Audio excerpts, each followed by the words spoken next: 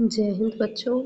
तो आज हम शुरू करने वाले हैं कक्षा 6 का विषय अतीत से वर्तमान, जिसमें हमारा पहला अध्याय है हमारा अतीत।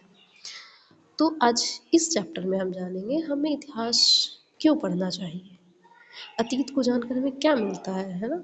तो इसके बारे में, तो इतिहास हमें अतीत की जानकारी देती है। अतीत मतलब जो बीत गया। अतीत को जानना इसलिए ज़रूरी है कि अतीत को जानकर ही हम वर्तमान को समझ सकते हैं और भविष्य के निर्माण के लिए सोच सकते हैं ना। भविष्य, अतीत में पीछे हमने क्या गलतियाँ की, उससे हम सीख लेकर भविष्य के लिए सोच सकते हैं। इतिहास मानव समाज की सामूहिक स्मृति है। यदि कोई समाज अपने इतिहास को नहीं जानता है तो उसकी हालत ठीक वैसी ही है जैसे किसी व्यक्ति, ऐसे व्यक्ति जिसकी याददाश्त क्या हो चुकी है, गुम हो चुकी हो, जिसे कुछ पता नहीं है कि पीछे हमने क्या किया। अच्छा, आप जानते हैं कि मनुष्य एक सामाजिक प्राणी है। मनुष्य कैसा प्राणी है? सामाजिक प्राणी है। हम सभी समाज में रहते हैं। यह समाज हमारे किससे बनता है? तो माता पिता, परिवार, गांव, शहर, फिर देश और कई देश मिलाकर फिर विश्व, है ना। तो आपने पढ़ा होगा कि आज की दुनिया क्या है? एक वैश्विक गांव है, ग्लोबल विलेज है। क्या हमारा समाज सदा से ऐसा ही था? कभी दिमाग में आया आपके ये सवाल? क्या हम लोग हमेशा से ऐसे थे या पहले कुछ और थे, या इसका विकास कैसे हुआ धीरे धीरे? इस सवाल का जवाब हमें किससे मिलती है? तो हमें इतिहास से इसकी जानकारी मिलती है। आप यह भी जानते होंगे कि इतिहास का संबंध अतीत के उस काल से है जिसके बारे में हमें लिखित साक्ष्य मिलते हैं। अब मान लीजिए हमें आज से 10 साल पहले, 50 साल पहले की बातें जाननी है तो कहीं कुछ लिखा मिलेगा, तभी तो हमें उसके बारे में जानकारी मिलेगी। तो इतिहास का संबंध अतीत के उस काल से है जिसकी साक्ष्य हमें लिखित मिलते हैं। अच्छा, इसके अलावा अतीत का एक काल वह भी होगा जिसके बारे में हमें लिखित जानकारी पुस्तक या रचनाओं में नहीं मिलती। जब हम लोग लिखने नहीं जानते हों तब हमें उसकी जानकारी कैसे मिलेगी? तो मिलेगी जमीन के नीचे दबे पुराने अवशेष, वस्तु, सिक्के, अभिलेख, है ना। अगर मान लो हमने कहीं खुदाई करी, कुछ वस्तु मिली, तो हम उससे अंदाजा लगा सकते हैं कि उस काल के लोग क्या करते होंगे। यह काल क्या कहलाता है? पूर्व ऐतिहासिक काल कहलाएगा। ठीक है, कौन सा काल कहलाएगा? पूर्व ऐतिहासिक काल। तो आपसे पूछेगा पूर्व ऐतिहासिक काल किसे कहते हैं? तो अतीत का वह काल जिसकी जानकारी हमें लिखित या पुस्तकों या रचनाओं में नहीं मिलती है और जिसकी जानकारी हमें पुराने अवशेष, वस्तु, सिक्कों और अभिलेखों से मिलती है। बहुत से समाज ऐसे भी हैं, विशेषकर काबाइली या जनजातीय समाज, हमारे साथ इसी युग में जी रहे हैं और उनका इतिहास कभी लिखा ही नहीं गया। उनके बीच जो किंवदंतियाँ, किस्से, कहानी, रीति रिवाज प्रचलित हैं, उन्हीं के माध्यम से हम ऐसे समाज का इतिहास जानते हैं। तो आपको ये अंदाजा हुआ होगा कि इतिहास को जानने के साधन या स्रोत अनेक हैं, है ना। एक लिखित हो गया, दूसरा अवशेष हो गया। इन्हीं तमाम साधनों या स्रोतों के आधार पर इतिहास हमें अतीत के बारे में जानकारी देते हैं। मनुष्य की उत्पत्ति, अब दिमाग में हम लोग यहाँ से सोचें, मनुष्य की उत्पत्ति कैसे हुई, कैसे उसने मिलकर रहना आरंभ किया, कैसे अपने जीवन की ज़रूरतें पूरी की। क्या मतलब हमेशा से हम लोग ऐसे थे? कैसे शिकार करके, कंद-मूल इकट्ठा करके अपना भोजन बनाया, कैसे खेती करना सीखा, गुफाओं से निकलकर मकान बनाकर उनमें रहना शुरू किया, कपड़े पहनना आरंभ किया, आग के उपयोग को जाना, औजार, हथियार, दूरस्थ स्थानों तक यात्रा, सवारी का उपयोग सीखा, व्यापार किया, मुद्रा का उपयोग आरंभ किया, राज्यों और साम्राज्यों का गठन किया, उसके बाद शासन चलाने के लिए नियम कानून बनाए, कैसे साम्राज्य संगठित हुए और धीरे धीरे बिखर गए, उत्थान का और पतन का चक्र किस प्रकार चलता रहा, इन सब बातों की जानकारी हम किससे प्राप्त करेंगे? इतिहास से। आपकी पाठ्य पुस्तक, ये जो हमारी पाठ्य पुस्तक है, ये हमें इसी संबंध में जानकारी देगी एकदम शुरू से, है ना। तो सबसे पहले आप इतिहास की पृष्ठभूमि अर्थात उसकी बुनियादी बातों को समझेंगे।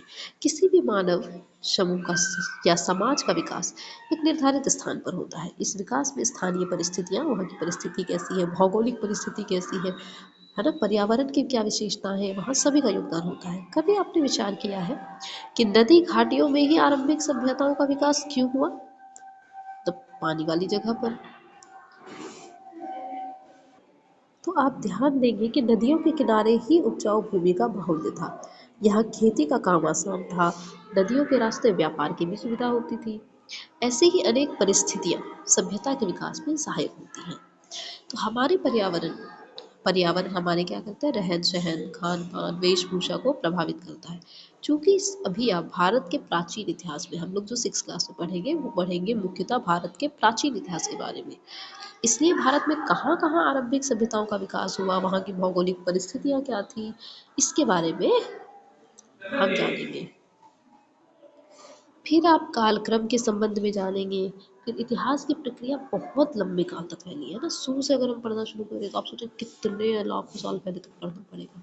सुविधा के लिए हम इसे छोटे छोटे काल में बांट देते हैं। ऐसा क्यों किया जाता है, किस आधार पर किया जाता है, ये भी जानेंगे।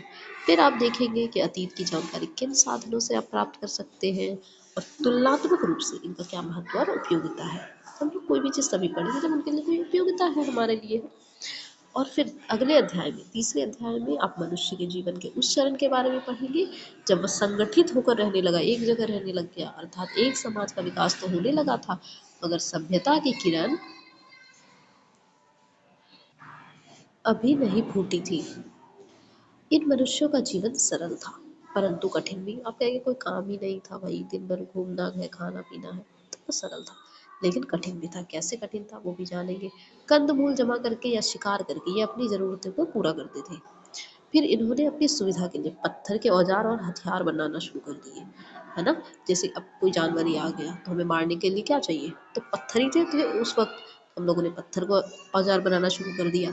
अब शायद आपको इनका महत्व आसानी से समझ में नहीं आए मगर यह मनुष्य का द्वारा पहला आविष्कार था। उसी तरह आग का उपयोग उसने सीखा।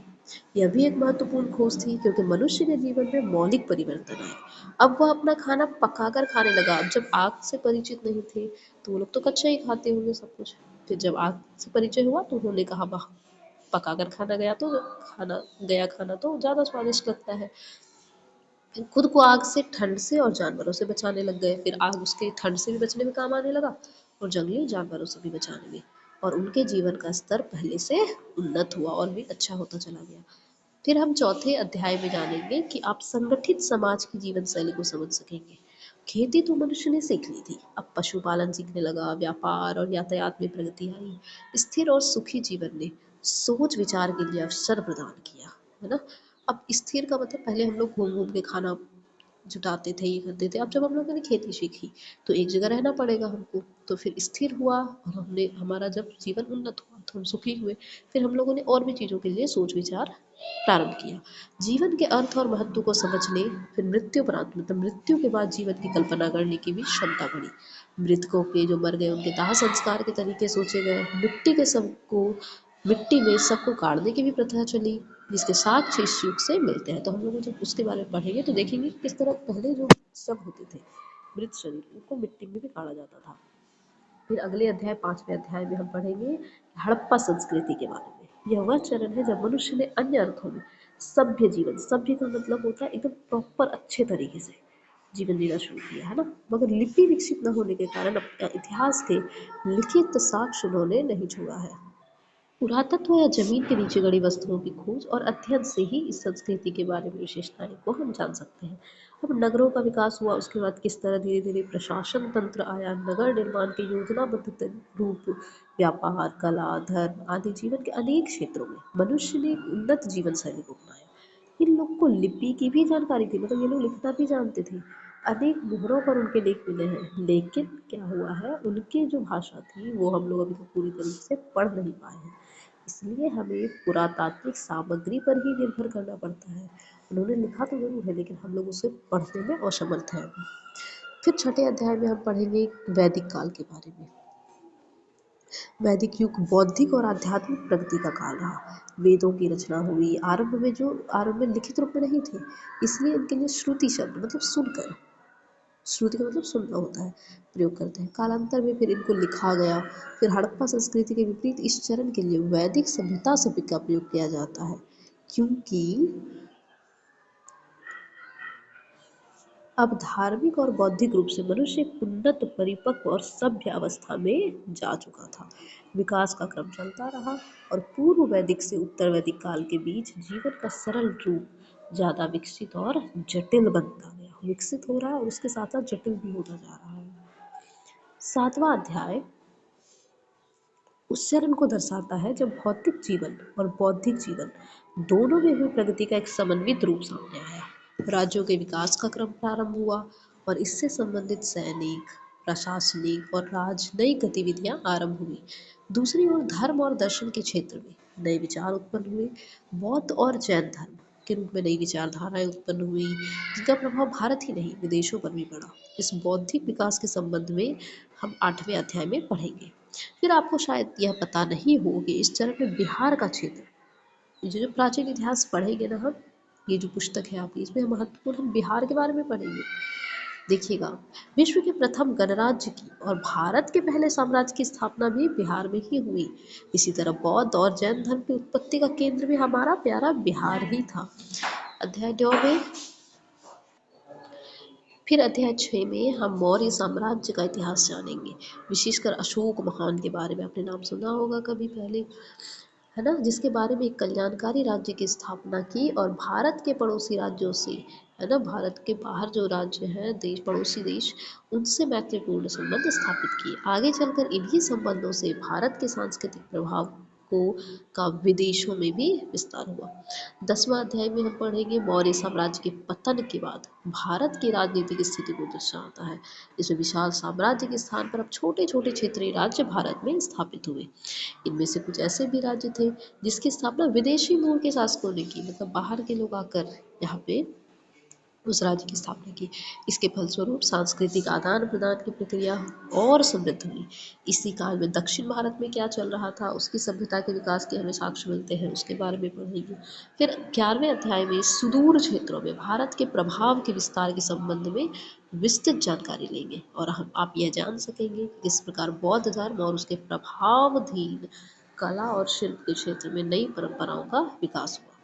फिर 12वें और 13वें अध्याय में हम पढ़ेंगे कि भारत में होने वाली राजनीतिक, प्रशासनिक, आर्थिक और सांस्कृतिक प्रगति के संबंध में जानकारी प्राप्त करेंगे। जबकि अंतिम अध्याय में आप कुछ प्रमुख इतिहासकार के बारे में जानेंगे। इतिहासकार है ना, जिन्होंने इतिहास के बारे में लिखा है कुछ। फिर बच्चों, उपयुक्त उदाहरणों से आपने यह अनुमान लगा हुआ होगा कि इतिहास का अध्ययन क्यों महत्वपूर्ण है, हमें इतनी सारी चीज़ें जानने को मिलेंगी। और आपने देखा होगा कि मानव समाज के विकास का क्रम एक लंबे समय तक फैला है। इसमें उत्थान और पतन दोनों बारी बारी से प्रस्तुत होते हैं। इसके पीछे अनेक कारण होते हैं। इतिहास हमें इन कारणों का बोध कराता है और तभी हम अपने अतीत को जान पाते हैं। अतीत की जानकारी हमें अपने वर्तमान और भविष्य को बेहतर बनाने में सहायता प्रदान करती है। यही कारण है कि इतिहास को समझना हमारे लिए आवश्यक भी है और अनिवार्य भी। चलिए, इसके साथ हमारा पहला चैप्टर खत्म होता है। मिलते हैं अगले अध्याय में, तब तक अपना ध्यान रखिए।